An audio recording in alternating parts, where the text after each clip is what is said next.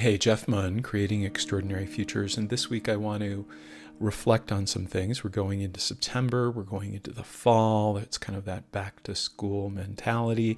And I often think about that as a time to re-engage, as a time to learn, and even as a time to celebrate what's happened in the year so far. And I want to celebrate three things.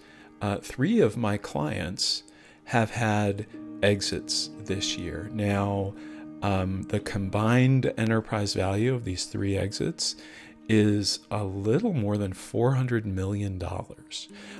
They've each taken a significant check from that exit.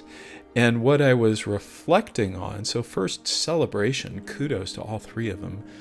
But secondly, I was reflecting on the fact that each one of them had a very different experience in getting to and through that exit. And in fact, each one of them is having a very different experience now on the other side of that exit, everywhere from, a sense of freedom, a sense of building to the next thing, to I'm just as busy as I was before, even more so. I feel the pressure more so than I did before. And I started asking questions of myself. I started asking, well, what is it that makes a good exit? What is it that people can do on the way to an exit to make it better? What if you had a room full of people who have had exits to say, what would you have done differently? If I asked each of my clients, what would you have done differently? What would they say? And I have had that conversation with at least two of them.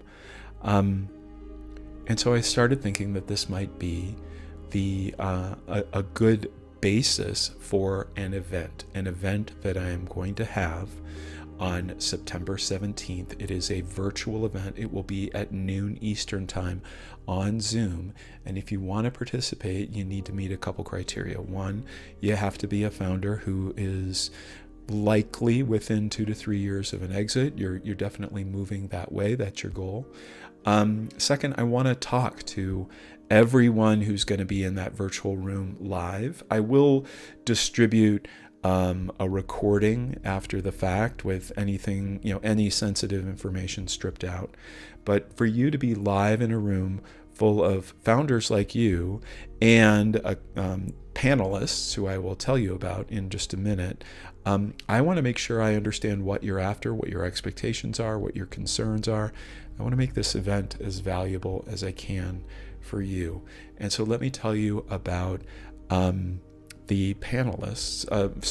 The first person I'll mention is someone we've invited. She hasn't been able to confirm yet because she's, I think, in Switzerland. She's doing an event over there. She splits her time between Europe and the US. So we're trying to make it work calendar-wise, but her name is Anastasia Koroleva. She's had a 9-figure exit. She had 3 more exits after that, and now she has curated a community of people who are on the other side of the exit. So she hears stories. She's got a podcast, Exit Paradox, where she interviews people on the other side of the exit. So just a full of information, reflections, perspective about her own exits, about others, just in terms of, well, what would I have done differently? What could I be doing differently now?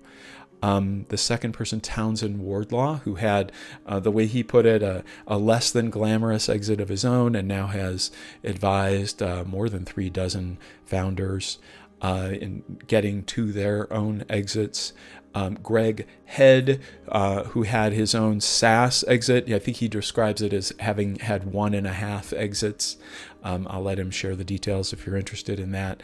And now he advises SaaS companies, basically coming at it from the perspective of, most of the time, bootstrapping or taking minimal investment will work out for you better, both in terms of financially and also just in terms of how meaningful and purposeful you're going to feel along the way.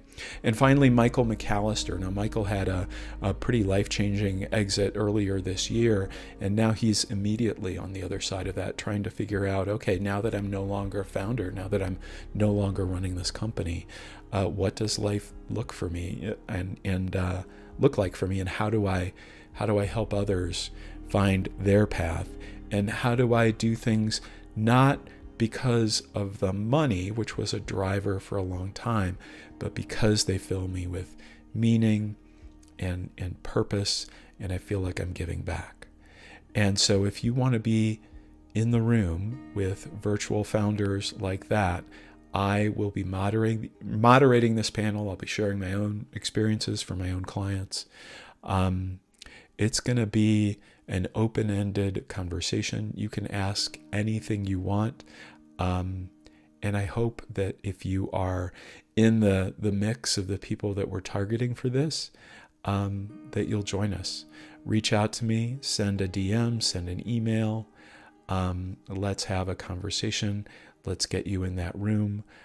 It's going to be a relatively small room of very engaged people. And I really hope that you can join us. Take care, and I'll see you next time.